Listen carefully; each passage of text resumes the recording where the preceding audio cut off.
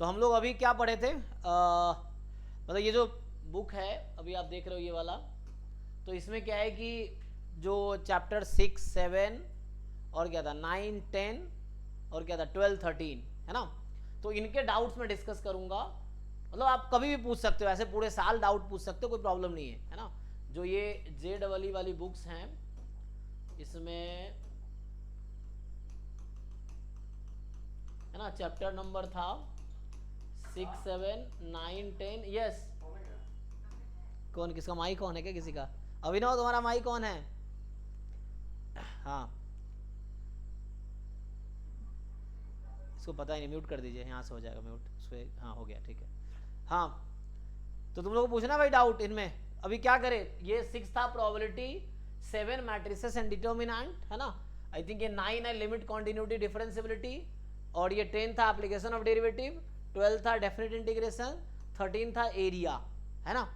तो अभी किसका डाउट करना है आज, क्या करके आए हो तुम लोग, मतलब डाउट किसका डिस्कस करूं, या जो भी करके आओ बताओ।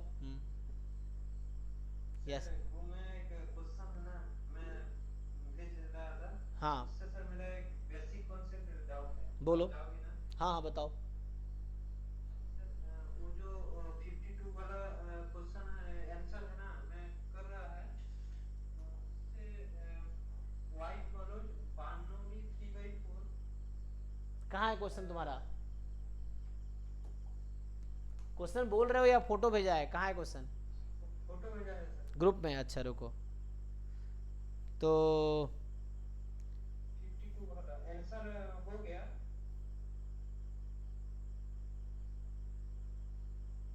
हाँ, क्या डाउट है इसमें? Sir Y follow Bernoulli 3/4, Y follow Bernoulli P का मतलब अपना प्रोबेबिलिटी ऑफ सक्सेस। जी।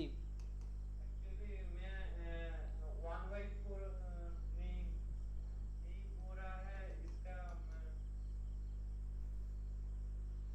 तो सर 52 क्वेश्चन, क्वेश्चन तुमने भेजा हुआ है ग्रुप में, क्वेश्चन कहाँ है तुम्हारा? नहीं उत्तर नहीं कि क्वेश्चन नहीं भेजा है, आंसर भेजा है। हाँ। सर आंसर हो गया, ओके। मैं बोल रहा हूँ वाई नॉट वाई फॉलो बार्नौली 1/4। अरे भाई ये नोटेशन है, अब ये क्या भाई, बर्नौली पी होता है ना, what is meaning of P? Probability of success. हाँ, तो प्रोबेबिलिटी ऑफ सक्सेस पी की जो वैल्यू वही फॉलो करेगा ना, क्यों 1/4? प्रोबेबिलिटी ऑफ फेलियर हो जाएगा उस केस में। एक्चुअली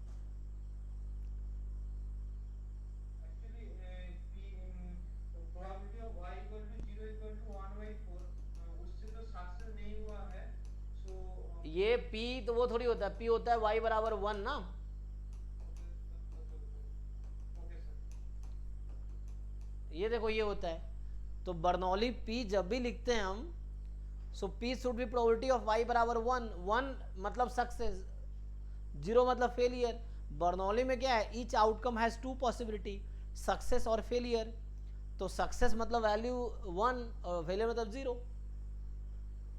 ओके सर, समझ गया, थैंक यू। समझ गए ना? तो P जो रहेगा y बराबर 1 की प्रोबेबिलिटी रहेगी हमेशा, और Q जो रहेगा वो y बराबर 0 की प्रोबेबिलिटी रहेगी। ठीक है। बाकी लोग बताओ भाई, तुमको डाउट उठा है या ऐसे ज्वाइन कर लिए?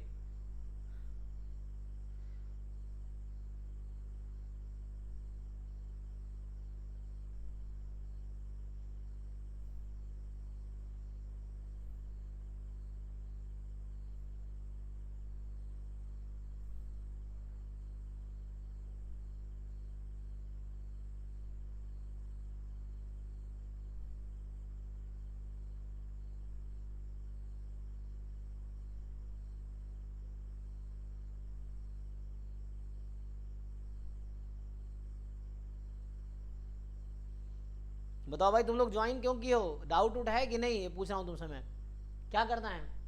सर ग्रुप में सर भेजे हैं सर क्वेश्चन। इससे डाउट नहीं है? हाँ सर वो प्रोबेबिलिटी का ही क्वेश्चन है सर। बताओ इस बुक से कौन कौन से क्वेश्चन है।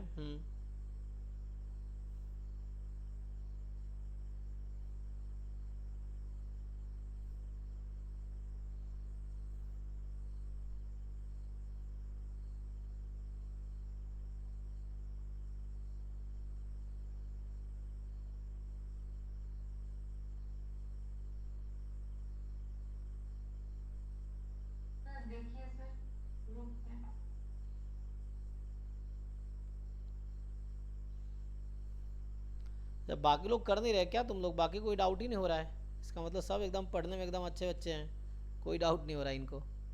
तो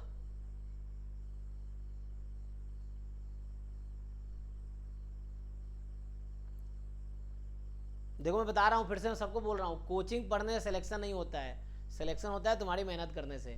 तुम सिर्फ ये सोच रहे हो कोचिंग ज्वाइन कर लिए हो जाएगा, नहीं होगा, क्योंकि तुम कितना एफर्ट्स कर रहे हो वही एग्ज़ाम में तुम्हें काम आएगा, तो तुम्हें सीखना पड़ेगा उसके लिए, और मैं सिखाने के लिए हूँ, लेकिन सीखना चाहोगे तभी ना, ये चीज़ें हैं। हाँ जी, क्या है, a pair of fair dice is rolled together till a sum of either 5 और 7 is obtained, then the probability that 5 comes before 7. Okay, जैसे तुमने इस तरह क्वेश्चन पढ़े होंगे ना कि a coin is tossed again and again, ठीक, what is the probability of 2 will come before 3, इसका प्रोबेबिलिटी बताओ तुम लोग, सब लोग सोच के बताओ क्या आंसर आएगा। वो चैट में क्या रहेगा, चैट ओपन कीजिए, ये जो है ना, इसका आंसर बताओ भाई, यानी तुम ही बताओ, अगर ये सब नहीं कर पाओगे तो दिक्कत है ना, क्योंकि एक बार कॉन्सेप्ट तो वही है। एक बार इसका आंसर बताओ तुम लोग सॉल्व करके, सब लोग सॉल्व करो, और क्या आंसर है, क्या लिख रहा है। सर 2 will come before 3 का मतलब क्या है, मतलब सर ये तो कॉइन है। अच्छा ग्रुप पे भेज दिए, ओके, हेडफोन है। अच्छा नॉइस बहुत है, ठीक है सर, समझ गया, तो मैं डाउट कराता हूँ आपके ग्रुप में, तो मतलब जिन्होंने ग्रुप में डाउट भेजे वो कराते हैं, ठीक है। अरे भाई तुम तो समझ ही नहीं आ रहा, तुम समझने की कोशिश करना चाहते हो नहीं, 4 बार पढ़ो ना समझ आ जाएगा। क्या लिखा हमने यहाँ पे कि a coin is tossed again and again, हर एक कॉइन को हम बार बार टॉस कर रहे हैं, तो क्या प्रोबेबिलिटी है कि 2 3 से पहले आएगी, इसकी क्या प्रोबेबिलिटी है, क्या प्रोबेबिलिटी कि 2 3 से कॉइन को हम बार बार टॉस कर रहे हैं, कुछ ना कुछ तो आती रहेगी हर बार, तो क्या प्रोबेबिलिटी है कि 2 3 से पहले आएगी, यही तो तुम्हारा भी क्वेश्चन है। अब इस तरह के कॉइन का तो हेड होता है, हेड या टेल। अच्छा सॉरी, हाँ वो मैंने फिर गलती लिख दिया, हाँ अच्छा सॉरी, मैं तो डाई सोच के ना, हेड विल कम, चलो ठीक है, head will come before tail, हाँ ये बताओ, सॉरी एक सुनो मेरा भी दिमाग घूम जाता है, हाँ ठीक है बताओ क्या आंसर आएगा। दूसरा मैं ये लिखना चाह रहा था, हाँ यस सही बता रहे हो आप, एक बार सॉल्व करके आंसर बताओ।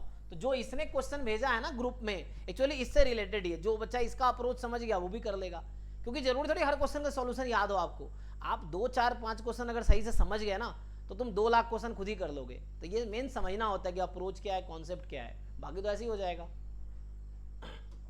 जैसे मैं ये डाइस वाला लिखता हूँ जो पहले लिख रहा था, तो मेरे दिमाग में half plus half square plus ऐसे करके से इनसाइड। देखो पहली बात तो ये बोलता हूँ कि तुम मुझे ज्ञान मत दो कि कैसे होगा, तुम सॉल्व करके आंसर बताओ, फिर जब मैं पूछूंगा, सियानी आपको बता रहा हूँ, जब मैं पूछूंगा कैसे आया तब बताना, आप पहले सॉल्व करो और सॉल्व करके बताओ क्या आंसर आ रहा है।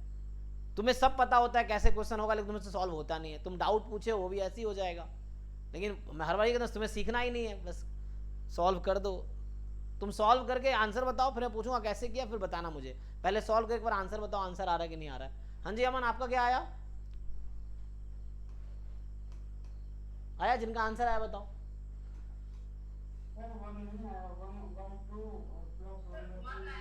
नहीं फाइनल आंसर बताओ, फाइनल आंसर सिंपलीफाई करके एंड आंसर बताओ। सर 1 आया है सर।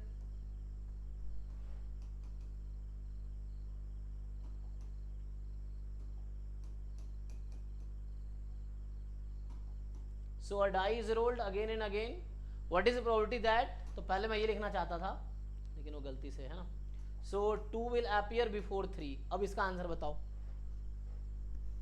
कि a die is rolled again and again, so what is the probability 2 will come before 3।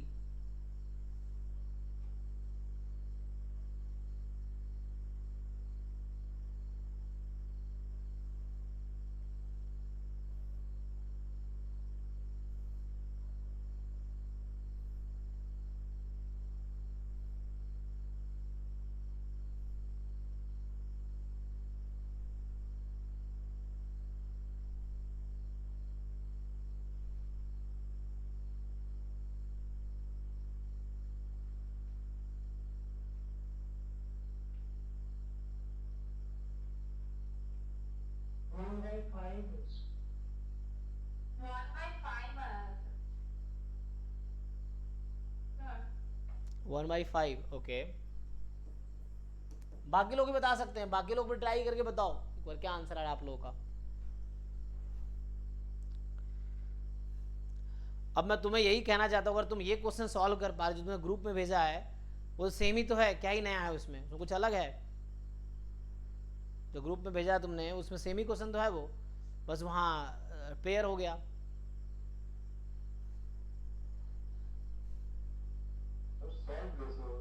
हम्म और जो सॉल्व कैसे होगा सर? तो ये सॉल्व कैसे हुआ क्वेश्चन ये है, ये वाला कैसे सॉल्व हुआ है। तो 1/6 plus 1/2 equal to x करके infinity हो रहा, फिर उसको सॉल्व करके 1/5। तो अगर ये सॉल्व हो गया तो वो सॉल्व नहीं होगा। तो दोनों एक ही अप्रोच के क्वेश्चन हैं, मुझे समझ आ रहा है। वो एक्चुअली कोई कुछ भी पूछ रहा है उसमें तुम घुस जाते हो। वो बच्चा पूछ रहा है ये सॉल्व कैसे हो रहा, वो उसका पूछ रहा है एक्चुअली, तुम ये बता रहे हो कि सॉल्व।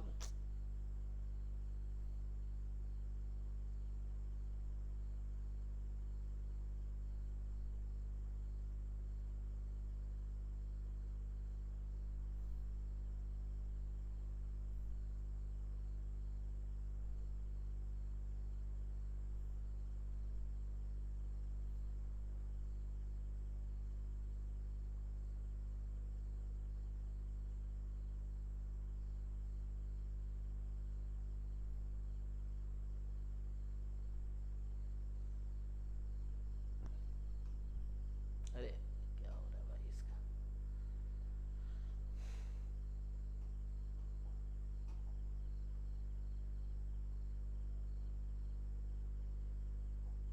चलो तो जैसे यहाँ कहा था head will appear before tail, तो हमने कॉइन को टॉस किया, हेड आना चाहिए बिफोर टेल। तो जैसे क्या है, मुझे ये सोचना है कि हेड ही आना चाहिए टेल से पहले, तो हो सकता है पहले बार में ही हेड आ जाए, एक ये पॉसिबिलिटी है, तो 1/2।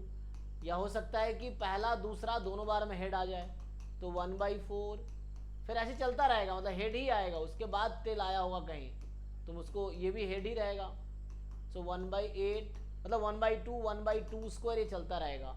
सो a/1 माइनस आर, तो ये तो 1 आ गया, ठीक है। लेकिन head will appear before tail, ये तुम्हारा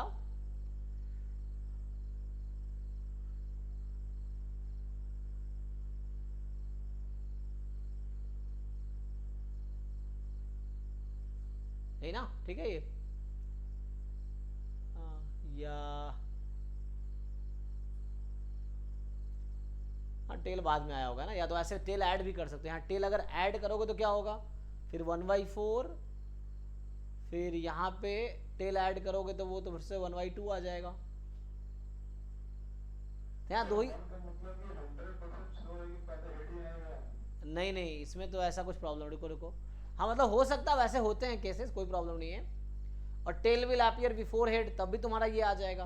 तो मुझे लग रहा है इसका थोड़ा ऐसे सॉल्व करना पड़ेगा। इसमें पता है क्या है, इसमें ये है कि हाँ हाँ मैं समझ रहा हूँ, शायद ना इक्वल है यहाँ पे, या ऐसा समझो कि हेड आ जाए फिर टेल आ जाए, हेड हेड टेल, ये केसेस लेना पड़ेगा हमें, है ना। Head will appear before tail, इसका क्या मतलब है, तो पहले हेड आ जाए फिर टेल आ जाए, या है ना, एक केस था कि हाँ ठीक है, फिर 2 बार हेड आए तब टेल आ जाए। हाँ तो पहले ही टेल आ जाए तो फिर तो वो बंद हो जाएगा, मतलब पहले टेल फिर हेड टेल। अरे मैडम ये क्या बोल रहा है, अच्छा हेड फिर फिर आ जाए। हमें फेवरेबल आउटकम ढूंढना है ना, तो फेवरेबल आउटकम में टेल कैसे आ सकता है। अच्छा इसके हिसाब से सोचो क्या होगा, क्योंकि यहाँ पे ना 2 ही पॉसिबिलिटी है, यहाँ पे जस्ट 2 पॉसिबिलिटीज हैं।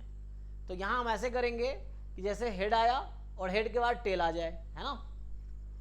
तो इसमें 1/2 आएगा ना, क्योंकि इस केस में फिर आ जाएगा 1/2 इंटू 1/2, फिर 1/2 स्क्वायर इंटू 1/2, फिर 1/2 क्यूब इंटू 1/2, ऐसे चलता रहेगा एंड सो ऑन। तो यहाँ एक्चुअली आंसर ना हाफ आएगा एक्चुअली, हाँ। So a/1 minus R, so 1/4 upon 1/2 आपका 1/2 आ गया। अब इस पे सोचते हैं, इसके बारे में सोचो। अब यहां देखो, यहां ऐसा इसलिए हुआ है क्योंकि यहाँ दो ही पॉसिबिलिटी है, हाफ हाफ है ना। सो ओनली टू पॉसिबिलिटी है, तो हेड के बाद टेल ही आना है, और कुछ मतलब मैं बोल रहा हूँ अगर पहली बार में हेड आ जाए या तो हाँ तो वही बात है, तो उसके बाद टेल आ जाएगा ना। हमें देखना है कि हेड अपीयर बिफोर टेल, तो हेड टेल होगा, लिस्ट पॉसिबिलिटी यही है कि पहले हेड आ जाए फिर टेल आ जाए, क्योंकि और कोई ऑप्शन नहीं है एक्चुअली यहाँ पे। अब यहाँ पे आ जाओ, अ dice rolled again and again, 2 will come before 3, 2 will come before 3। अब एक डाइस को हम रोल कर रहे हैं तो 3 से पहले 2 आ जाए, इसकी क्या प्रोबेबिलिटी है? तो यहां क्या होगा फिर से कि पहली बार में ही 2 आ जाए। अब तुम सोच रहे हो कि नहीं 2 के बाद ही 3 आए, जरूरी थोड़ी है, क्योंकि आगे यहाँ पे तो 6 आउटकम्स हैं एक्चुअली, तो यहाँ पे 6 आउटकम्स हैं। सो 2 विल कम बिफोर 3, ये हो जाएगा। या पहले बार 2 आ, 2 बार 2 आ जाए, बाद में 3 आए, 2 2 2, तो यहां इस तरह सॉल्व करना पड़ेगा। और यहां ये नहीं बोल रहा इमीडिएटली बाद आएगा, यहां ऑब्वियस था क्योंकि हेड के अलावा दूसरा कोई ऑप्शन ही नहीं है, टेल ही आएगा, तो यहां इमीडिएटली बाद टेल ही आएगा। बट यहां जरूरी नहीं है, हो सकता है 2 के बाद 4 आए, 4 के बाद 3 आए, ऐसा हो सकता था, केसेस बहुत बढ़ जाएंगे। तो मुझे लग रहा है इसको तुम अगर सॉल्व करोगे तो इतना ही करना पड़ेगा, इसमें ये करना पड़ता है। यहाँ ट्रिक थोड़ा अलग हो गया नहीं, कि मान लो पहली बार में 2 आ जाए, 3, हाँ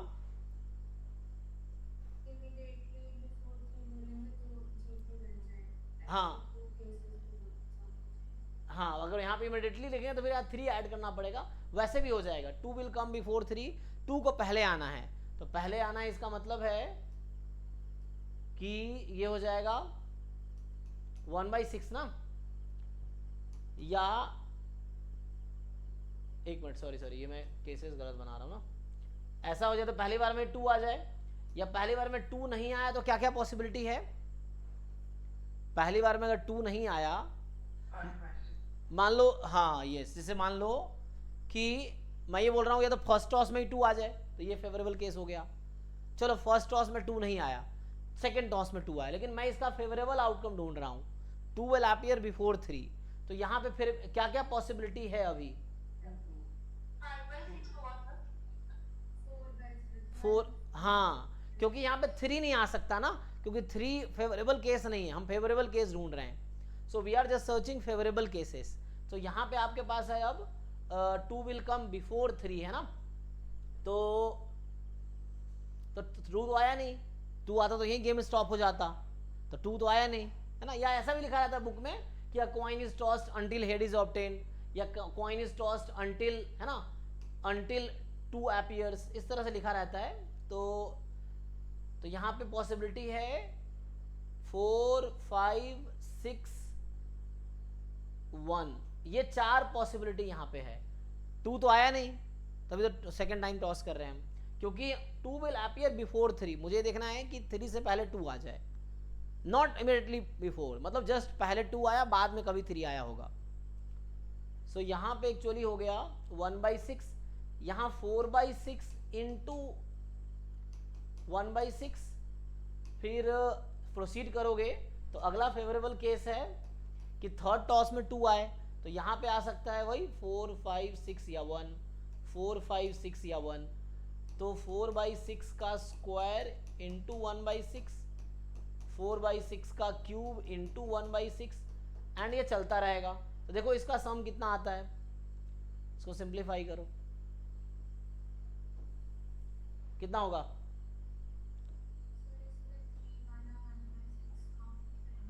नहीं, क्योंकि वो हमें पता नहीं कब आया एक्चुअली, तो यहाँ पे हम काउंट इसलिए नहीं कर रहे हैं क्योंकि 2 के बाद जरूरी नहीं इमीडिएटली 3 आया होगा, 3 कहाँ पे आएगा पता नहीं है ना, हो सकता है बाद में फिर 4 आ जाए, फिर 3 आए। तुम्हें क्यों लगता है 5/6 क्यों होना चाहिए?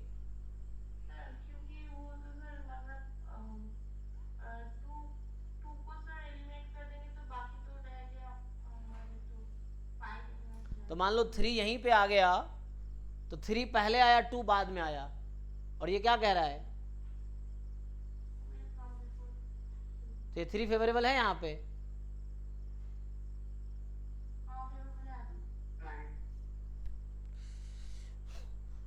हम क्या फाइंड कर रहे हैं यहाँ पे? उसके बाद है अरे क्या लिखा हुआ है? ये इंग्लिश तो आती होगी ना, क्या लिखा है? अच्छा अच्छा ठीक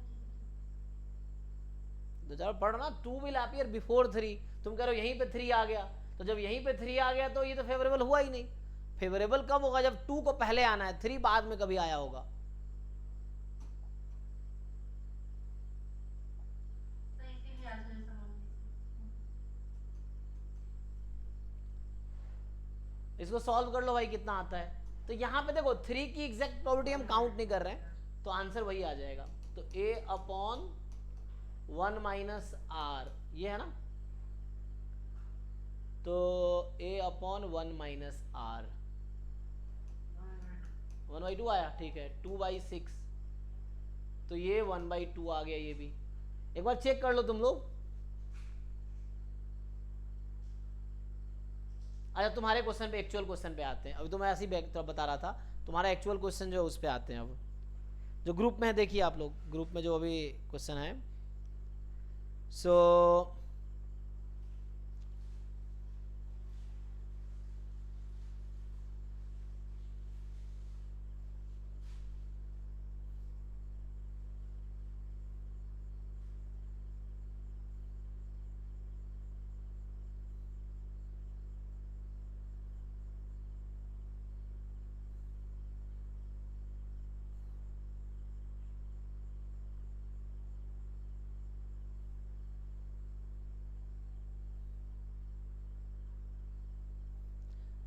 a pair of paired eyes roll together, ठीक है।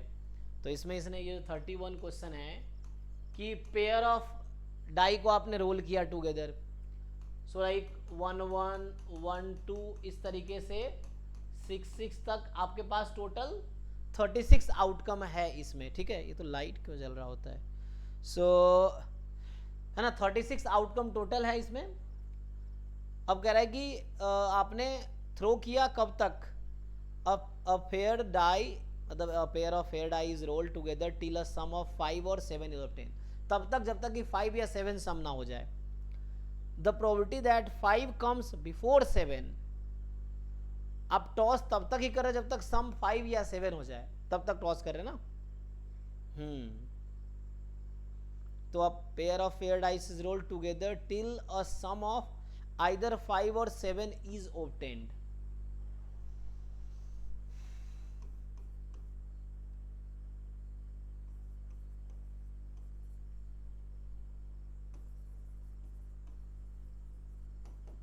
यही है। तो सिमिलर लॉजिक लगाएंगे यहाँ पे, जैसे वो था ना कि 2 विल अपीयर बिफोर 3, वैसे ही। तो बताओ यहाँ पे सम की क्या क्या पॉसिबिलिटी है। अगर मैं x लेता हूँ सम ऑफ आउटकम्स, सम समझ आता ना, जैसे 2 डाई फेंका तो यहाँ सम 2 है, यहाँ पे सम 3 है, एंड सो ऑन। तो क्या क्या पॉसिबल सम हो सकता है x की वैल्यू? 2 3 4 5 6 7 कहाँ तक? 12 तक हो। हाँ 12 होगा। 12 तक है।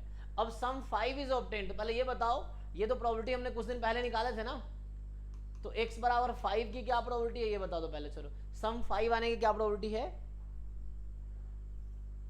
x सम लिया मैंने, तो सम 5 कितने आउटकम पे आता है? 1 2 3 3 2 4 1 1 4, और कुछ है? 4 आउटकम है, 4 आउट ऑफ 36, ठीक है। तो देखो अब समझो, जब हमने फर्स्ट पेयर को थ्रो किया और सम 5 आ गया, इसकी क्या प्रोबेबिलिटी है? तो एक फेवरेबल केस है कि पहले ही सम 5 आ जाए, दूसरा केस है कि सम दूसरी बार में सम 5 आए। बट ये ध्यान रखना है कि सम 5 इज कम बिफोर 7। जो आउटकम्स आ रहा है उस पे सम 5 आने वाले आउटकम्स पहले आएंगे बिफोर 7। तो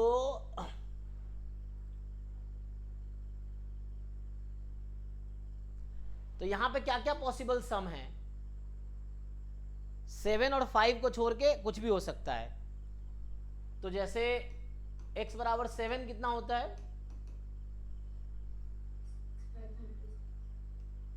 तो 6 था, हाँ, तो 1 6 6 1 3 4 4 3 5 2 2 5 है ना।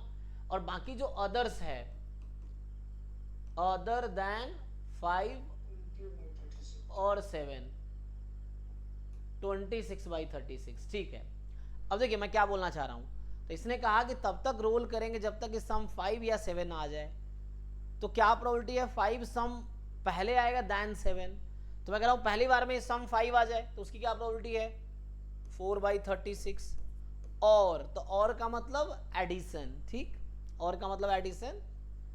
पहली बार में अदर आया, ये अदर लिख देता हूं, अदर ये जो लिखा था ना अदर देन 5 और 7, तो पहली बार में अदर देन 5 7 आया, तो मतलब 2 से 12 तक 5 7 को छोड़ के, तो इसकी प्रोबेबिलिटी कितनी है 26/36 होगा, क्योंकि 7 नहीं आ सकता ना सम, क्योंकि 7 पहले नहीं आ सकता, हमें देखना है कि 5 कम्स बिफोर 7, तो 5 या तो आएगा पहले, अब 5 अगर फर्स्ट टॉस में नहीं आया तो 5 और 7 के अलावा बाकी आ सकता है, वो फेवरेबल आउटकम है इसका। एंड देन 5 की प्रोबेबिलिटी है आपकी, सो यहाँ पे जो 5 है उसकी प्रोबेबिलिटी हो जाएगी, अब क्या है 5 का 4/36, 4/36, फिर ऐसे ही 26/36 इंटू 26/36 इंटू 4/36 एंड चलता रहेगा ये। सो अगला पॉसिबिलिटी ये है कि यहाँ भी अदर आया, अदर अदर और फिर 5 आ जाए, या तो ये है, सो ये पॉसिबल है एंड चलता रहेगा ऐसे ही। तो यहाँ पे हम 7 की एग्जैक्ट प्रोबेबिलिटी काउंट नहीं कर रहे, 7 बाद में कभी आया होगा उसको देखना नहीं है, तो यहाँ से देखो एक बार ऐड कर लो कितना आएगा। सो अच्छा देखते रुको, so a upon 1 minus R, R है 26 अपॉन है ना 36, so a upon 1 minus R, तो यहाँ से आ रुको रुको 4/10, अच्छा मतलब 2/5। देखो आंसर की में क्या दे रखा है, इसका आंसर देखो जरा क्या है, चेक करो जिस बुक से क्वेश्चन उठाए हो, उसी बुक का है ना हमारा जो PY JEE PY की हो, उसका आंसर की देखो क्या है, एक बार क्या दे रखा है।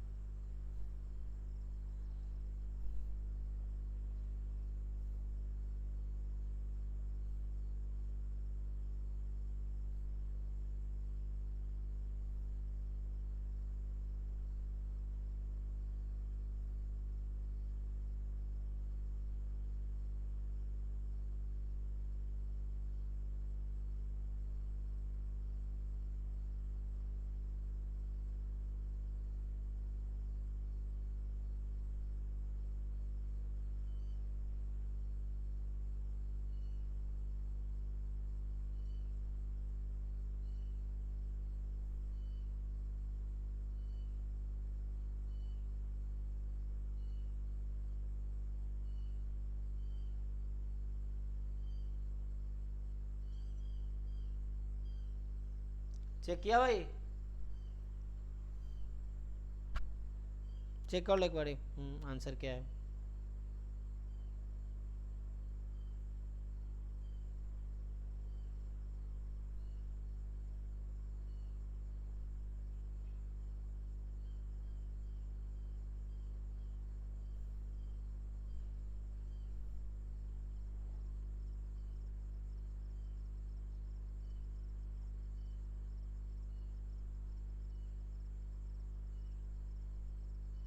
चलो तो बाकी लोग का डाउट देख लेते जब तक, अरे बस एक बार कंफर्म कर लो किसका डाउट था, ऐसा नहीं चेक करो, एक तो इसका पता ही नहीं होता है,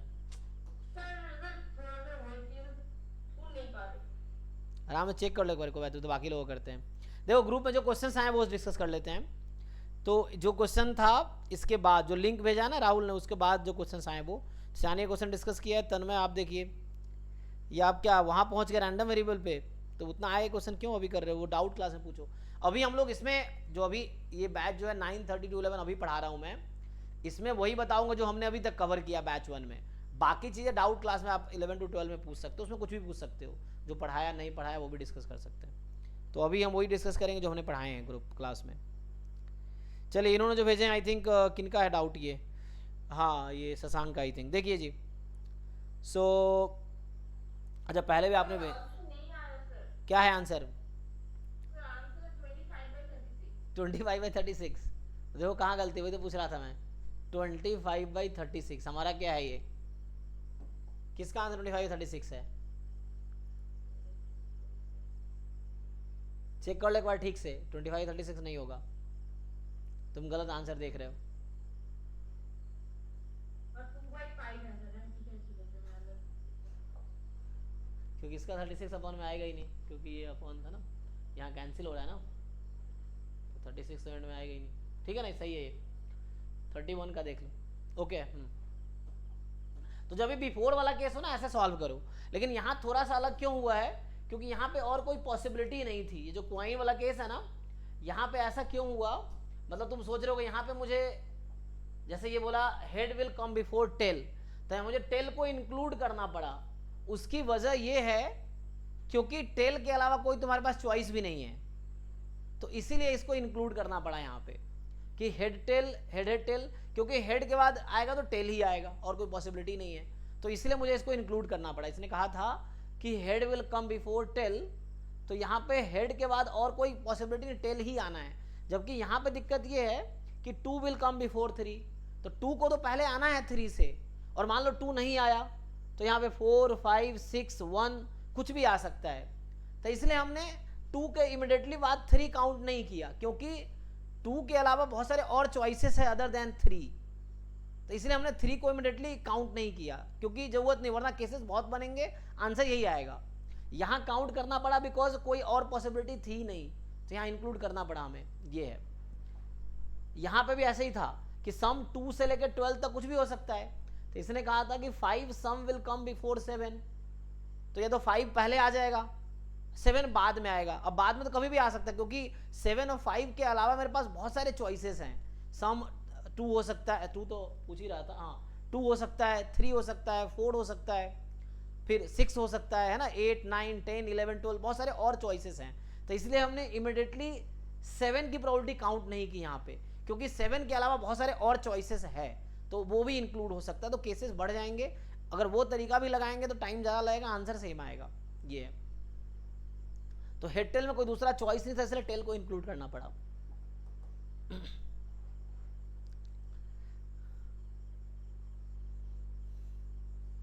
चलो देखो भाई शशांक, हाँ तो जिन्होंने लास्ट के 2 क्वेश्चन, ग्रुप में जो लास्ट के 2 क्वेश्चन है रैंकर 1.0 ग्रुप है, उसमें देखो लास्ट के 2 क्वेश्चन है, उसको देख रहे हैं। तो ये कह रहा है कि अ signal which can be green और रेड, और मैं फिर से बोल रहा हूँ कोई सॉल्यूशन मत देखना, पहले खुद सॉल्व करो, फिर आप सॉल्यूशन बाद में देख सकते हो, उससे आप सीखोगे।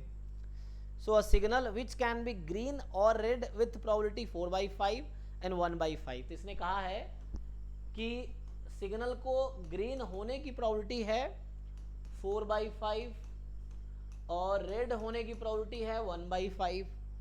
तो signal will be green with probability 4/5, will be red with probability 1/5, is received by station A and then transmitted to station B. इसका हमने सॉल्व किया था, आंसर गलत आया था क्या? सर आंसर आ गया था इसका। नहीं, लेकिन आंसर मैच किया था। हाँ गलत आया था ना, हाँ वही, क्योंकि हमने सॉल्व किए थे, गलत आया था, सॉल्व तो किया था हमने उस दिन। So probability of green is 4/5, red is 1/5। अब ये कह रहा है कि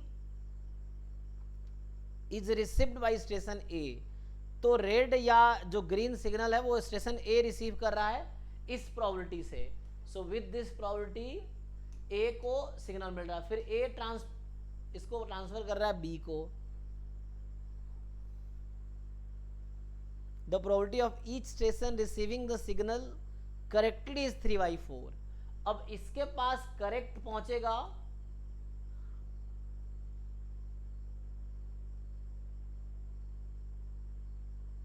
received by station A and transmitted to B. The probability that each station received the signal correctly is 3/4. Each station है तो A के पास करेक्ट पहुंचेगा वो 3/4 है, ट्रू होने का, फॉल्स होने का 1/4 चांस है। उसके बाद यहाँ भी ऐसे ही है 3/4 या 1/4, तो यहाँ पे भी वो पार्टीशन कर दिया, तो पार्टीशन में ही पार्टीशन हो गया अगर ऐसा है तो if the signal received at station B is green, और हमें बता रखा है कि सिग्नल गिवन है, हमें गिवन है यहाँ पे कि सिग्नल रिसीव्ड एट बी वो ग्रीन है, तो signal received at B is green, ये बता रखा है मुझे। सो पूछ रहा है क्या प्रोबेबिलिटी है ओरिजिनल सिग्नल वाज ग्रीन। तो क्या प्रोबेबिलिटी है जो ओरिजिनल सिग्नल था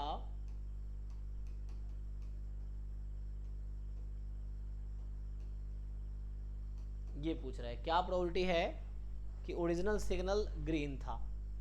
तो सोचो क्या हो सकता है, तो ओरिजिनल ग्रीन होगा या ग्रीन नहीं होगा। इवन है कि जो ओरिजिनल सिग्नल है, ओरिजिनल सिग्नल इज ग्रीन, या E2 है, original signal is not green.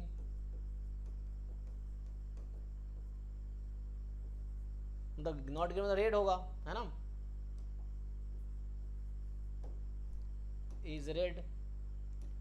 ये पॉसिबल है ना, ये पार्टीशन हो गया E1 कि ओरिजिनल सिग्नल ग्रीन है या ओरिजिनल सिग्नल रेड है।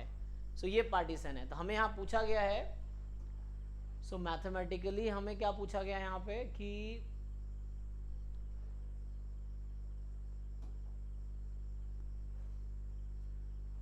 क्या प्रोबेबिलिटी है E1 की, अगर आपको ये इवेंट मान लो, इसको कुछ बोल दो, ए इवेंट बोलना है, ए बोल दो, नहीं तो कुछ एफ इवेंट बोलना है, गिवन है तो मान लो ये एफ है। सो E1 गिवन एफ पूछ रहा है आपसे। सो what is probability of E1 given F. But यहाँ पे एक कंडीशन लगा रखा है ना, ट्रू फॉल्स वाला, कि सही सिग्नल पहुंचेगी उसकी अलग प्रोबेबिलिटी है।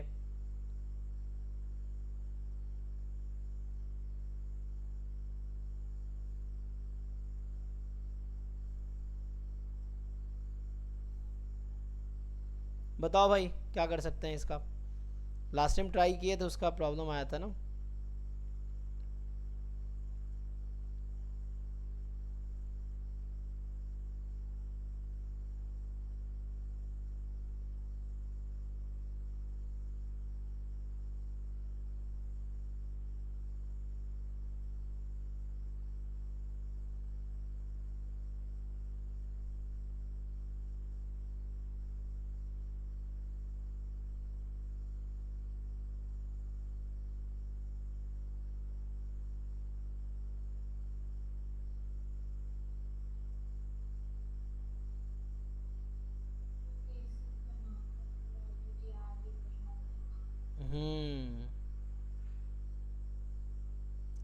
इसने तो ऐसे कर दिया, ट्री से है ना, ट्री बना के, वैसे भी हो जाएगा, फॉर्मूले से भी हो जाएगा, तो ट्री से भी हो जाएगा। तो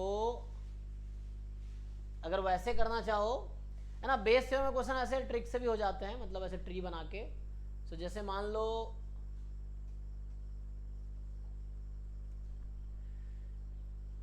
ओरिजिनल सिग्नल है, अगर वैसे बनाए करना चाहो वो भी हो जाएगा। तो जो सिग्नल एक्चुअली क्या हो सकता है, चलो इससे ट्राई करता हूँ ना, फॉर्मूले से भी ट्राई करता हूँ मैं। जो ओरिजिनल सिग्नल है या तो वो ग्रीन हो सकता है या रेड हो सकता है, ग्रीन या रेड। ग्रीन होने की प्रोबेबिलिटी थी 4/5, रेड की प्रोबेबिलिटी है 1/5। अब ये किसको मिली है, नहीं ए तो अभी ए तक पहुंची नहीं है ना, तो ओरिजिनल है। अब ए तक पहुंचेगी एक्चुअली, तो ए तक पहुंचेगी, सो ए को क्या रिसीव होगी यहाँ पे। अब देखो इसने बताया था कि सही सिग्नल रिसीव होगी ए को, उसकी प्रोबेबिलिटी है कितना। देखो जैसे मैं ए की बात करूं, सो ये करेक्ट सिग्नल पहुंचेगा विथ प्रोबेबिलिटी 3/4।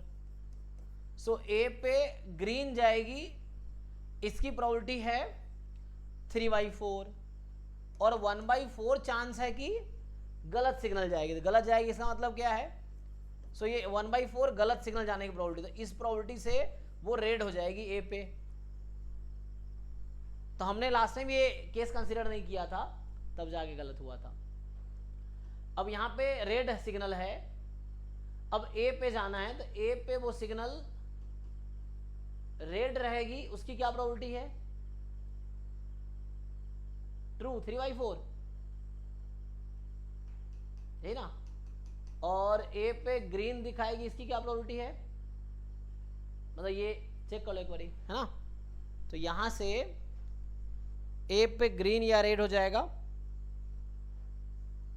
तो सही सिग्नल ए तक पहुंचे की प्रोबेबिलिटी 3/4 है, गलत पहुंचने की 1/4 है। अब ये ए क्या कर रहा है, बी को ट्रांसमिट कर रहा है। सो ए बी को भेज रहा है, तो बी पे ग्रीन पहुंचेगा, बी सिग्नल पे ग्रीन पहुंचने की क्या प्रोबेबिलिटी है, जब ये सही भेजेगा, सही भेजने की क्या प्रोबेबिलिटी है 3/4। अच्छा, और गलत भेजने का 1/4। तो गलत भेजेगा मतलब ये बी को बताएगा कि रेड है, और यहां से भी सेम चीज है, यहां फिर ट्री बन जाएगा। सो अगर ये सही बता रहा है 3/4 तो ये बी को बताएगा रेड है, और अगर ये गलत बता रहा है तो बी को बताएगा ग्रीन है। फिर ऐसे ही तो कितने केसेस बन गए, अरे यार, तो बी पे ये इससे निकल रहा है ना, तो रेड की यहाँ 3/4 प्रोबेबिलिटी, यहाँ 1/4, तो ये बी को ग्रीन बताएगा। एक बार चेक करना केसेस कितने हो, 8 बनेंगे ना, और यहाँ भी 2 केस, ये भी ब्रेक हो जाएगा 2 पार्ट में। तो सो यहाँ पे क्या हो रहा है, अगर ये प्रोबेबिलिटी 3/4 है कि ये बी को ग्रीन है तो ग्रीन ही बताएगा, और 1/4 प्रोबेबिलिटी है कि बी को ये रेड बताएगा, मतलब गलत बताएगा, इसकी प्रोबेबिलिटी 1/4 है, सही बताएगा इसकी प्रोबेबिलिटी 3/4 है। अब देखो इतने केसेस था, पहले तो ओरिजिनल सिग्नल है वो ग्रीन होगा, 4/5 प्रोबेबिलिटी है। ओरिजिनल सिग्नल रेड होगी, इसकी प्रोबेबिलिटी 4 है, 1/5 है। अब वो सिग्नल जो है वो ए को ट्रांसमिट होगी, तो 3/4 प्रोबेबिलिटी है कि ए को ग्रीन ही बताई जाएगी, एंड 1/4 प्रोबेबिलिटी है कि सिग्नल ए को रेड बताएगा। ये यहाँ भी ऐसे ही है, तो सेम बताएगा तो उसकी प्रोबेबिलिटी 3/4 है, अपोजिट बताएगा उसकी प्रोबेबिलिटी 1/4 है, गलत बताएगा मतलब सेम चलता गया। ए बी को बता रहा है, तो ए पे ग्रीन है तो बी को ग्रीन बताएगा अगर 3/4 प्रोबेबिलिटी है, ए पे ग्रीन है और बी को 1/4 बताया, रेड बताया, इस तरह से। ये समझ आया ना केसेस, किसी को क्वेरी है तो पूछो इसमें क्या कर रहा हूँ मैं। सारे पॉसिबिलिटी हमने ऐसे लिख दिए एक ट्री बना के, तो इस तरह से हो गया। अब पूछा क्या था कि क्या प्रोबेबिलिटी है ओरिजिनल सिग्नल ग्रीन था, ये अगर गिवन है कि बी को ग्रीन रिसीव हुआ है ना। सो बी को ग्रीन रिसीव हुआ है, इसका मतलब है कि बी को ग्रीन रिसीव हुआ है ना, ये है ग्रीन, ये है ना 4, देखो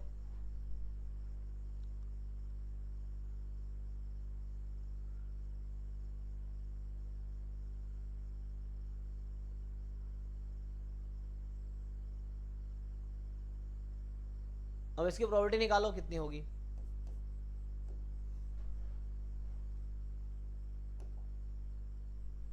तो ये थोड़े से ना ज़्यादा बेस थ्योरम का ना ज़्यादा एप्लीकेशन हो गया, इसने कई सारे केसेस बना दिए। हालांकि जैम में इतने कॉम्प्लिकेट करके नहीं देता है, जैम गेट में, यहाँ पे इसने बना दिए हैं। बोलो भाई, तो पहले तो ये निकाल लेते हैं कि बी को ग्रीन रिसीव होने की क्या प्रोबेबिलिटी है, जो बी है उसको ग्रीन सिग्नल रिसीव होगा उसकी क्या प्रोबेबिलिटी है। तो क्या होगा, तो ये सारी प्रोबेबिलिटी मुझे लगता है मल्टीप्लाई करना पड़ेगा, दिस दिस दिस, तब जाके ग्रीन आएगा। सो एक तो ये केस हो गया 4/5 नहीं 4/5 3/4 ना, एक तो ये मल्टीप्लाई करना पड़ेगा 3/4। अभी तुम सीखो मैं क्या कर रहा हूँ, ये समझ आएगा आपको। तो एक ये केस हो गया कि ये इसका, फिर इसका ट्री कहाँ कहाँ से आ रहा है, देखो ये फिर ये मल्टीप्लाई होगा, 3 बार ही हो रहा ना, 1 2 3, हाँ। तो मुझे लग रहा है यहाँ से आएगा, तो 4/5 इंटू 1/4 इंटू 1/4, फिर ऐसे ही इसका, अब तो इसका कहाँ से आया, ये एक, फिर इसका एक ट्री कहाँ से आ रहा है ना, ये यहाँ तक आया था ना, फिर ये यहीं से निकल के आया है। सो 1/5 इंटू 3/4 इंटू, ठीक है जी, सो यहाँ प्लस हो जाएगा। सो 1/5, ये 1/5 3/4 1/4 प्लस इसका, देखो इसको ग्रीन रिसीव होने की क्या प्रोबेबिलिटी है, तो ये स्टार्ट होगा यहाँ 3/4, इसके ऊपर ये 1/4, फिर ये 1/5, तो 1/5 लिखा ना। सो 1/5 इंटू 1/4 इंटू 3/4, ये तो हो गया डिनोमिनेटर एफ की प्रोबेबिलिटी लिख दिया मैंने, ये जो एफ था ना E1 intersection F upon F, तो ये एफ की प्रोबेबिलिटी हो गई, इसका फॉर्मूला होगा ना probability of E1 intersection F upon probability of F, तो एफ की प्रोबेबिलिटी लिख दी हमने। अब E1 इंटरसेक्शन एफ की देखनी है, सो E1 इंटरसेक्शन एफ का मतलब है कि अगर ओरिजिनल सिग्नल रेड था, नहीं क्या प्रोबेबिलिटी ओरिजिनल सिग्नल रेड होगी अगर उसको क्या बोल रहा हूं मैं, ओरिजिनल सिग्नल वाज ग्रीन है ना, ये था ना, गिवन दैट एफ है ना, गिवन एफ था, so E1 was original signal is green given that received signal received by B is green, so B ने ग्रीन रिसीव किया और उसका इंटरसेक्शन है कि ओरिजिनल भी ग्रीन था, तो बताओ क्या होगा।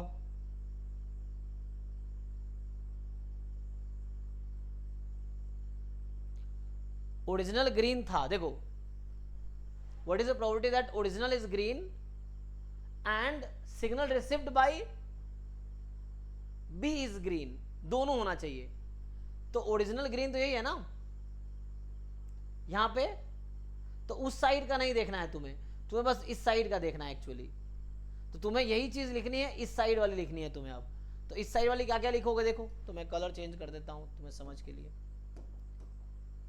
तो हमें देखना है E1 इंटरसेक्शन F निकालना है, तो E1 was original signal was green, तो this and signal received at B is green, ये देखना है, बोलो क्या करोगे। तो ये यहां से आएगा ना, तो ओरिजिनल सिग्नल ग्रीन होने की पड़ेगी 4/5, तो मुझे इसकी और इसकी प्रोबेबिलिटी बस न्यूमरेटर में ऐड करनी है, न्यूमरेटर में किसकी ऐड करनी है, इसकी और इसकी ऐड करनी है, तो ये आएगा 4/5 3/4 3/4, सो 4/5 3/4 3/4, और इसके ऊपर जाओगे तो 4/5 1/4 1/4। एक्चुअली पता है यहाँ बेस थ्योरम ही यूज हुआ, क्योंकि बहुत सारे केसेस हैं तो इस तरह बनाया, मैं थ्योरेटिकली लिख के दिखा देता हूँ फॉर्मूले से भी आ जाएगा, 4/5 3/4 नहीं एक मिनट कहाँ चला गया, 4/5 1/4 1/4। एक बार जरा इसको सिंप्लीफाई करो केयरफुल्ली, देखो क्या आंसर आता है, फिर मैं एक्सप्लेन करता हूं दोबारा, एक बार इसको कैलकुलेट करो। तो बेस थ्योरम क्वेश्चन ऐसे भी इजीली किए जा सकते हैं, मैं एक दो और क्वेश्चन जो मैं फॉर्मूले से करूंगा उसको ऐसे करके दिखा देता हूं, तो सर इजी होगा आप लोगों के लिए।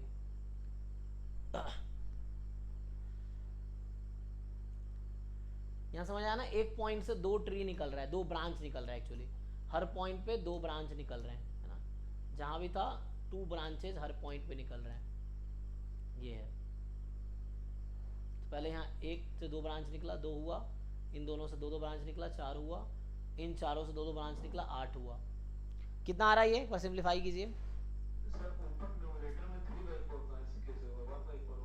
एक मिनट रुको रुको रुको, कहाँ पे, यहाँ पे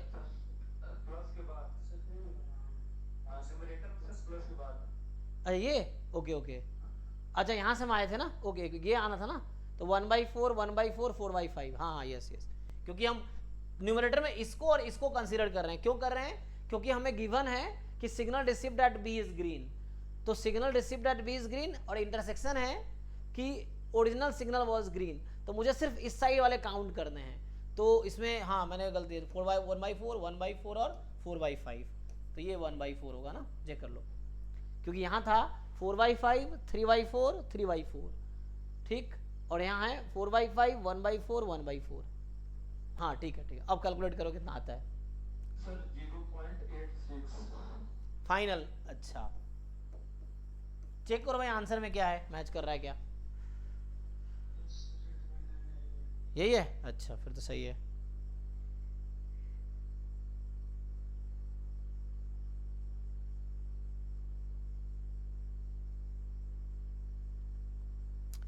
अब जो लोग इसको चाहते हैं थ्योरी से करें, थ्योरी से भी कर सकते हैं, तो थ्योरी में ना बहुत सारे पार्टीशन बनाने पड़ेंगे, मैं बनाता हूँ, तो है ना, क्योंकि यहाँ पे एक तो ओरिजिनल पार्टीशन यहाँ हुआ, फिर यहाँ पार्टीशन हो रहा है, फिर यहाँ पार्टीशन हुआ एंड में, तो इस तरह से हुआ है।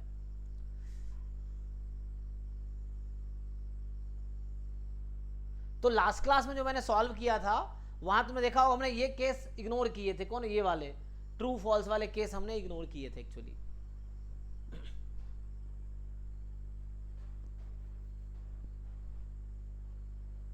ओके जी, जिनका डाउट था specially last time I think Shashank, तुम चैट में सर बता पाओगे, ठीक है, ये भी ओके है। तो बाकी बेस तरह क्वेश्चन भी कर सकते हैं हम लोग।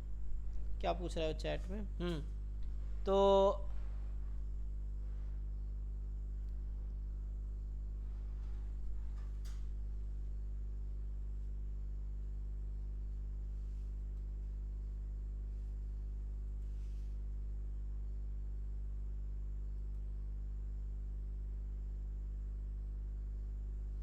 तो यही ट्रिक, शॉर्ट ट्रिक है जो हमने किया, वो शॉर्ट ट्रिक ही है एक्चुअली।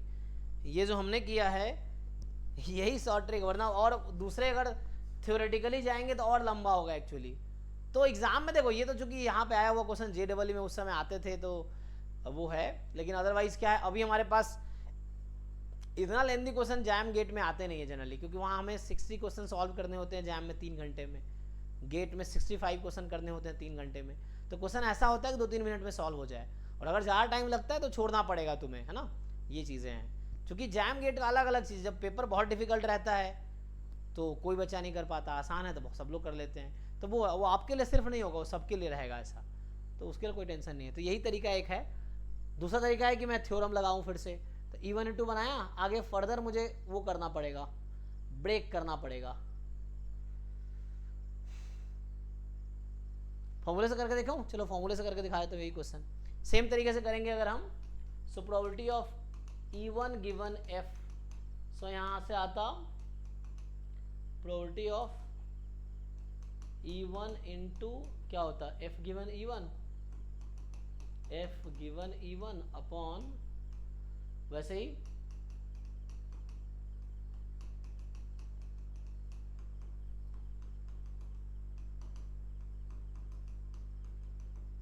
ये जो बेस थ्योरम का फॉर्मूला है वो लगा दिया।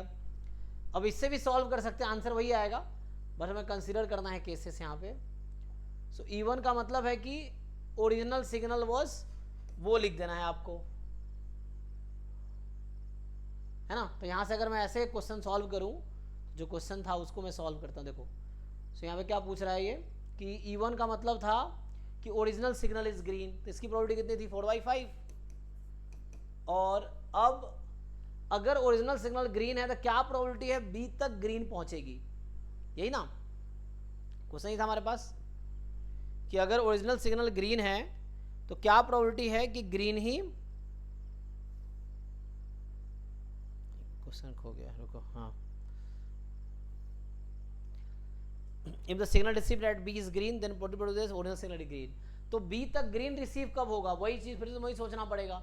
तो चीजें वही होंगी यहाँ पे कि अगर ओरिजिनल सिग्नल ग्रीन है तो क्या प्रोबेबिलिटी है कि B को ग्रीन मिलेगा। तो यही हमने यहाँ बनाए हैं। तो B को ग्रीन तब मिलेगा जब ये 3/4 इंटू 3/4 और 1/4 इंटू 1/4, या तो A को फॉल्स इन्फॉर्मेशन गया, फिर A ने फॉल्स इन्फॉर्मेशन पास किया, तो ग्रीन था वो रेड हो गया, रेड फिर वहाँ ग्रीन हो गया, तो एक ये पॉसिबिलिटी है। अब ग्रीन से ट्रू इन्फॉर्मेशन पास हुआ ग्रीन पे, और उसने ट्रू इन्फॉर्मेशन पास किए, मतलब A को ट्रू इन्फॉर्मेशन पास हुआ और A ने B को ट्रू इन्फॉर्मेशन पास किया, या तो दोनों ट्रू या दोनों फॉल्स। तो यहाँ ये हो जाएगा। तो यहाँ होगा कि अगर ओरिजिनल ग्रीन है तो क्या प्रोबेबिलिटी है कि B को भी ग्रीन पता चला, तो या दोनों ग्रीन है तो ट्रू ट्रू या फॉल्स फॉल्स, दोनों पॉसिबिलिटी है। तो यहाँ आ जाएगा प्रोबेबिलिटी ऑफ ट्रू ट्रू, या ट्रू है या फॉल्स फॉल्स, दोनों जगह 2 बार फॉल्स इन्फॉर्मेशन पास हुआ है। सो ये आ जाएगा कि जैसे ग्रीन है इनिशियली, तो A को ग्रीन पता चला और B को भी ग्रीन बताया, तो ट्रू ट्रू हो गया।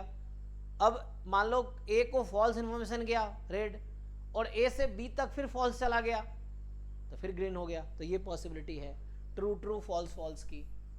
ऐसे ही यहाँ पे सेम चीजें होंगी। अब प्रोबेबिलिटी ऑफ E1 4/5, तो अब कह रहा है कि वही सेम ही है ना, कि अगर ओरिजिनल ग्रीन था तो क्या प्रोबेबिलिटी है B तक ग्रीन पहुंचेगा।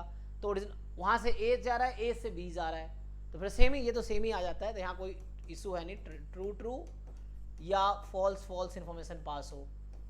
और अब प्रोबेबिलिटी ऑफ E2 था कि E2 मतलब ओरिजिनल सिग्नल इज रेड, तो रेड की प्रोबेबिलिटी है रेड कितना 1/5। अब सोचो ओरिजिनल सिग्नल रेड है, E2 है ना, गिवन है यहाँ पे, गिवन है E2, original signal is red, then what is the probability that B will receive green signal. तो वही चीज यहाँ पे देखो, सो ओरिजिनल सिग्नल रेड है, अब B को ग्रीन चाहिए, कहाँ गया, तो ये तो कर चुके ना, इस साइड वाले पे आना है, ये रेड वाले के साइड जाना है, तो एक ये आएगा, मैं इसको थोड़ा कलर से चेंज करता हूँ,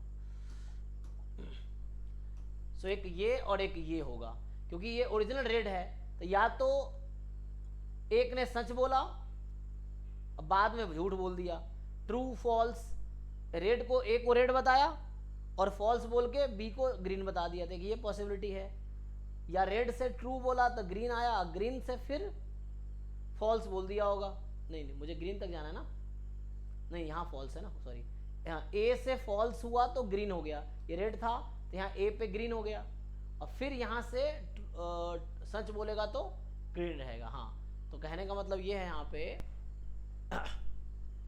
कि हमें गिवन है कि ओरिजिनल सिग्नल रेड है, तो क्या प्रोबेबिलिटी है कि बी तक ग्रीन पहुंचा, तो ओरिजिनल रेड है तो या तो ट्रू बोलेगा तो रेड होगा, फिर ए तक रेड पहुंच गया, फॉल्स बोलेगा तो बी तक ग्रीन पहुंच जाएगा, फिर अगर ऐसा हुआ कि ओरिजिनल तो रेड है तो फॉल्स बोलेगा तो ग्रीन हो गया, अब ए तक ग्रीन पहुंचा, फिर ए पे ट्रू बोला तो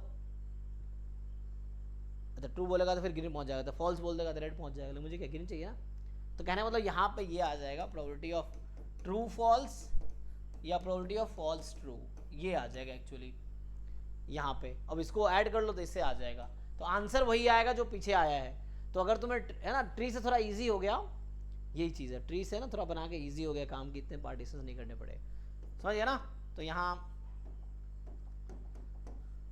4/5 और ट्रू ट्रू का मतलब है 3/4 3/4, फॉल्स फॉल्स का मतलब है 1/4 1/4, और यही चीज़ें डिनोमिनेटर में चलती रहेंगी, 4/5 इंटू 3/4 इंटू 3/4 प्लस 1/4 इंटू 1/4, और यहाँ पे 1/5 इंटू ट्रू फॉल्स है, 3/4 इंटू 1/4 और 1/4 इंटू 3/4। सो ये कुछ लोगों को समझ आया होगा क्या हो रहा है ना, ज़्यादातर लोगों को समझ आ गया होगा। इसको सिंप्लीफाई करो वही, तो मेथड से करते तो ऐसे करते, लेकिन यहाँ फिर तुम्हें सोचना पड़ता ये केसेस है ना।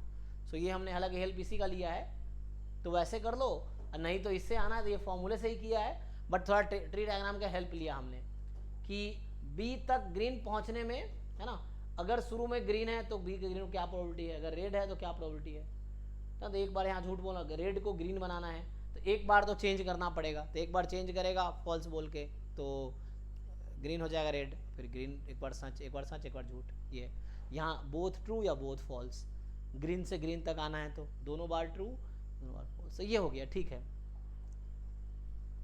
नेक्स्ट क्वेश्चन क्या है, इसका ही नेक्स्ट डाउट है ना, शशांक का ही नेक्स्ट क्वेश्चन डाउट है, देखो ग्रुप में जो है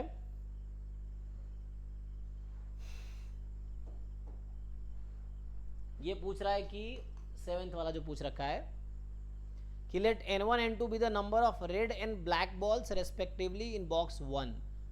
तो बॉक्स 1 में total n1 n2 the number of red and black balls, so n1 n2, तो n1 number of red n2 number of black balls.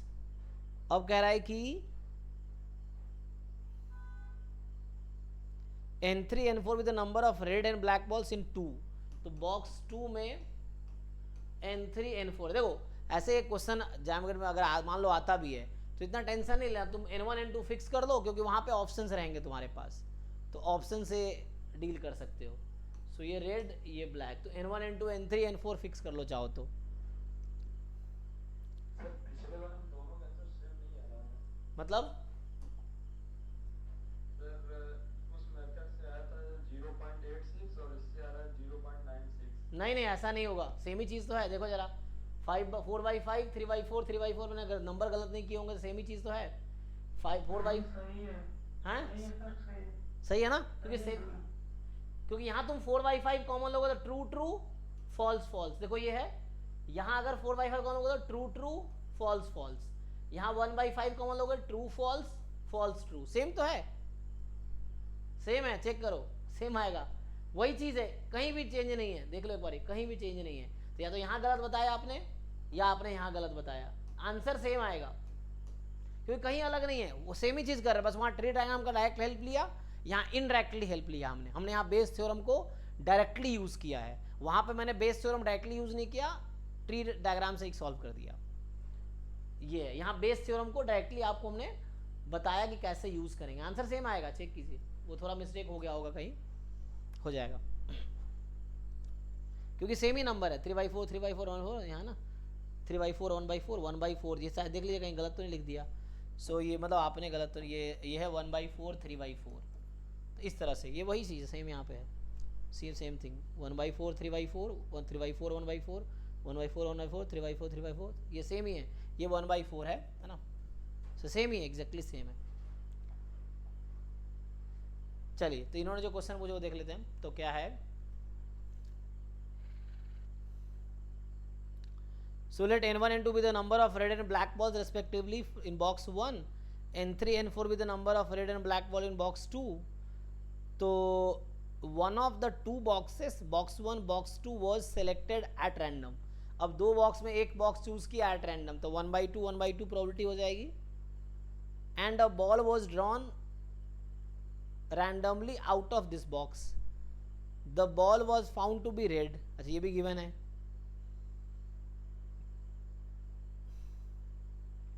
if the probability that this red ball was drawn from box 2, if the probability that this red ball was drawn from box 2 is 1/3, okay, then the correct option with the possible values of n1 n2 n3 n4 is r। अच्छा, तो इसमें सब आपको दे ही रखा है, इसमें क्या दिक्कत है, इसमें तो इजीली, इसमें क्या दिक्कत है भाई शशांक, इसमें तो इजी लग रहा है, ये तो जस्ट हमें ऑप्शन के हिसाब से ही कर दो ना, तुम पहले ही पुट कर लो, पहला ऑप्शन चेक कर दो, पहले ही पुट कर दो और फिर सॉल्व करो, तो आसान तो है। इसने कहा है अगर मैं ऐसे इवेंट लिख के बताऊं आपको, तो जैसे ए इवेंट लेते हैं, गिवन था कि ड्रॉन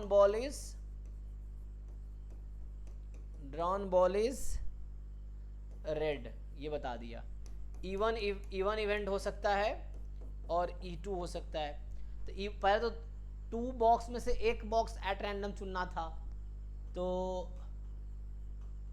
सेलेक्टेड बॉक्स इज, वो जो होगा या तो रेड है या आप कोई भी ले लो, सॉरी 1, और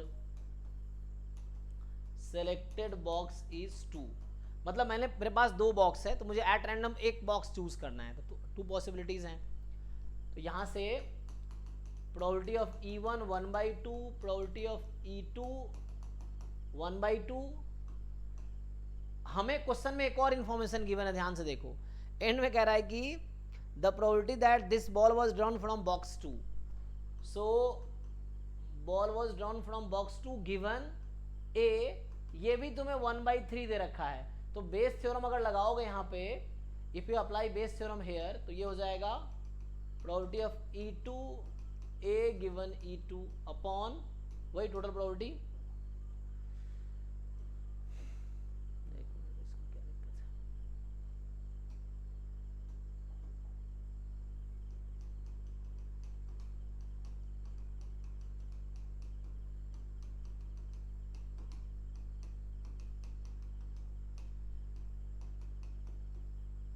ठीक है।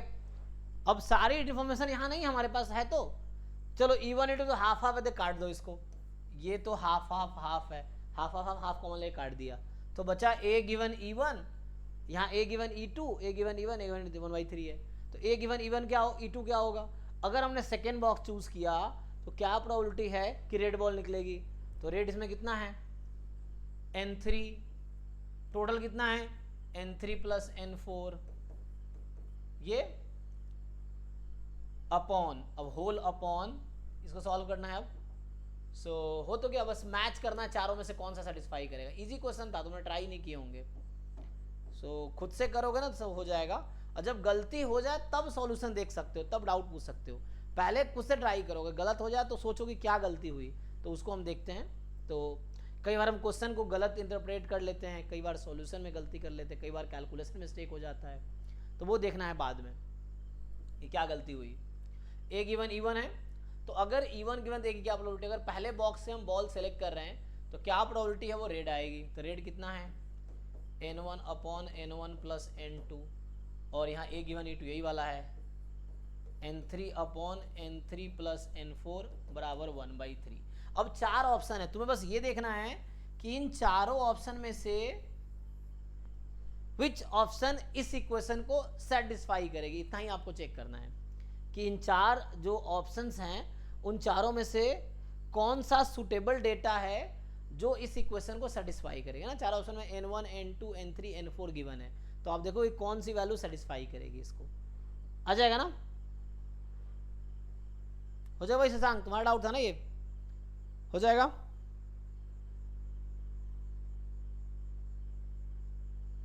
चलो फिर और कोई डाउट है ना ग्रुप में, देखो तुम लोग सॉल्व करो। मैं समझ रहा हूँ कि बहुत सारे लोग बैकलॉग क्योंकि वो नहीं कर पा रहे हैं, कोई दिक्कत नहीं है। अभी ऐसा नहीं कि एक दिन में ही पूरा निपटाना है, पूरे साल में आप प्रॉब्लम प्रैक्टिस करते रहो रिपीटेडली। मेन है तुम्हें ब्रेन को डेवलप करना है। जरूरी नहीं कि जो बच्चा 1 लाख क्वेश्चन सॉल्व करेगा वो तेज है, जो 10,000 करेगा कम तेज है, ऐसा नहीं है। जो ज़्यादा सीखेगा वो ज़्यादा अच्छा नंबर लाएगा। तो आपको कम क्वेश्चन सॉल्व करके ज़्यादा सीखने की कोशिश करना है कि क्या अप्रोच है, कैसे है, मतलब ब्रेन को ऐसे डेवलप करना है कि अननोन क्वेश्चन आए या अनसॉल्व क्वेश्चन आए तो आप कोशिश करो, सॉल्व करने की कोशिश करो, गलती करो कोई प्रॉब्लम नहीं, बट ट्राई जरूर करो। ये है, तो जरूरी नहीं कि तुम अगर 10 करोड़ क्वेश्चन करोगे तो तुम टॉप कर जाओगे, ऐसा नहीं है। कितना सीख रहे हो ये इंपॉर्टेंट है, तो तुम सीखने को करोगे, क्या सीख रहे हो। कई लोग रट्टा मारते हैं सोल्यूशन, रट्टा मारे क्या ही होगा। शुरू में मैं 2-3 क्वेश्चन बताया तुम्हें कि सोल्यूशन रट्टा नहीं मारना, आपको सीखना है कि कैसे कर सकते हो, और आपका दिमाग फ्रेम हो गया तो उससे आप बहुत सारे अनसॉल्व क्वेश्चन खुद से करो सॉल्व। तो जितना कर सकते हो उतना करते रहो, एंड तक कंसिस्टेंटली तुम अगर 1-2 घंटे भी पढ़ते रहे ना एंड तक तो काफ़ी हो जाएगा। दिक्कत क्या, बच्चा शुरू करता है तो खूब पढ़ता है, 1 सप्ताह बाद छोड़ देता है, तो उससे कुछ नहीं होगा। थोड़े थोड़े ही पढ़ो लेकिन पूरे साल कंसिस्टेंटली फॉलो करो, और स्पेशली जो चल रहा है साथ में कोशिश करो वो करने का, और जो बैकलॉग्स है वो लिख लो, टाइम मिले करना, नहीं तो छोड़ देना, कोई प्रॉब्लम नहीं है। जो साथ चलते रहो, एंड में एक ही चीज़ पूरे साल में मैं 4-5 बार मैं खुद ही करा दूंगा, इनफैक्ट सिलेबस भी। तो तुम अगर मेरे साथ चलते रहे कई बार चीज़ें रिपीट हो जाएंगी ऐसे ही। जी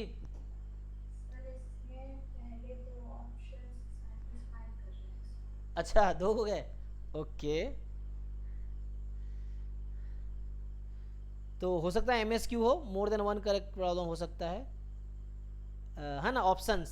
ऑप्शंस लिखा हुआ है, ठीक है। देन द करेक्ट ऑप्शन, ये मोर देन पैसेज वाले क्वेश्चन ना, more than 1 correct option correct है, ठीक है, आप सही सोच रहे हैं। सो मोर देन 1 करेक्ट हो सकता है।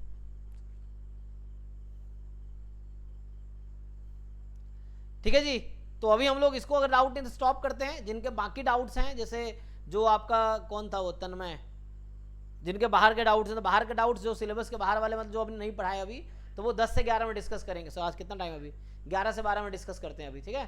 तो 5 मिनट का ब्रेक ले लो, जो बाकी क्वेश्चंस रह गए वो 11 से 12 में हम डिस्कस करते हैं।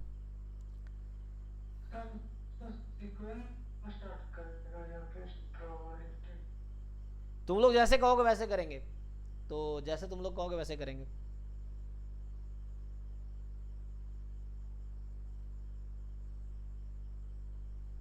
चाहोगे तो प्रोबेबिलिटी पहले बढ़ा देंगे फिर सीक्वेंस में आएंगे, कोई प्रॉब्लम, जैसे कहोगे वैसे। हालांकि प्रोबेबिलिटी तो पढ़ ही लिया। जो पहला पैराग्राफ जैम MS सिलेबस का है ना एक्चुअल, ये वही है जो हम कर रहे हैं। ये जो चैप्टर 6 अगर तुमने ढंग से कर लिया ना, तो वो जो जैम MS सिलेबस का जो फर्स्ट पैराग्राफ है स्टैटिस्टिक्स पोर्शन का, उसका 90% हो गया। अगर मैं पढ़ाऊंगा भी तो यही चीज़ें फिर रिपीट होंगी, जो मैं पढ़ाया हूँ अभी चैप्टर 6 में, वही चीज़ें पूरी रिपीट होंगी, क्योंकि 90% यही है, 10% थोड़ा एक्स्ट्रा है। जैसे एक्सोमेट्रिक डेफिनेशन डिटेल में हाँ, तो ये गेट का टाइम रहेगा। फर्स्ट में से मैं हर बार बताया हूँ। सो फर्स्ट में से जो ये टाइम अभी चल रहा है 9:30 to 11 PM, ये गेट बैच का टाइम होगा, और जैम का टाइम रहेगा 8 से 9:30 वाला, ये जैम बैच का टाइम रहेगा। अगला जैम बैच आएगा तो वो 6:30 से 8 होगा, वो अगला जैम बैच का टाइम होगा। और मुझे कोई प्रॉब्लम नहीं है, कोई बच्चा एक बैच ज्वाइन करता है, तीनों अटेंड करो, मुझे कोई दिक्कत नहीं है। तुम अगर इतना झेल सकते हो इतने लंबे आवर्स, तो तुम तीनों में अटेंड करो, मुझे कोई प्रॉब्लम नहीं है। लेकिन तुम्हें फोकस करना चाहिए अपने एक पेपर को। अगर तुम गेट एस्पिरेंट्स हो, सिर्फ गेट पे फोकस करो। जैम दे सकते हो, और तुम्हारा मन हो, या अगर किसी बच्चा होता है कि देना है, दे सकते हो, या कोई जैम एस्पिरेंट है गेट देना है, ठीक है, लेकिन तुम फोकस सिर्फ जैम पे करो। बट क्योंकि बहुत सारी चीज़ें एक साथ करोगे ना, फिर वो फंस जाओगे।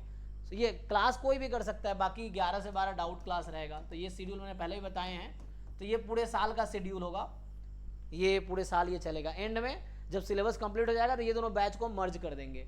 तो जो मॉक टेस्ट सॉल्यूशन डिस्कशन होगा 6 to 9 चल रहा होगा, PYQ 6 to 9 चल रहा होगा सिलेबस के बाद। सिलेबस के लिए ये अलग अलग टाइम रहेगा, दोनों में 100% सिलेबस होगा। इसमें भी 100% सिलेबस कराएंगे, इसमें भी 100% सिलेबस कराएंगे, है ना, अलग अलग, तो किसी में जरूरत नहीं है। ठीक है ना। तो अभी थोड़ा ब्रेक ले लो, और बाकी जितना कर सकते हो कोशिश करते रहो, बिना किसी से वो कहे कंपेयर किए ये वो किए, तुम अपने तरीके से जितना कर सकते हो। कंसिस्टेंटी जरूरी है, एक साल लगातार कोशिश करना जरूरी है, चाहे जैम एस्पिरेंट हो या गेट एस्पिरेंट हो। थोड़े थोड़े करते रहोगे ना तो हो जाएगा। बस पूरा सिलेबस कवर करना है। 100 PYQ मैं खुद ही कराऊंगा, तुम खुद भी करना। PYQ टॉपिक वाइज भी कराऊंगा, ईयर वाइज भी कराऊंगा, फिर एंड में मॉक टेस्ट है, असाइनमेंट चलता रहेगा पूरा क्लास। बस जितना तुम कर सकते हो अपने आप को लूप पे रखो, थोड़े थोड़े 1-2 घंटे देते रहो डेली। अगर दे सकते हो तो काफ़ी है, बहुत है वो। ठीक है, चलिए, थैंक यू। हाँ, अभी मिलते हैं डाउट क्लास के लिए। रुक जाओ जिनका डाउट्स हैं, सो वो रुक सकते हैं।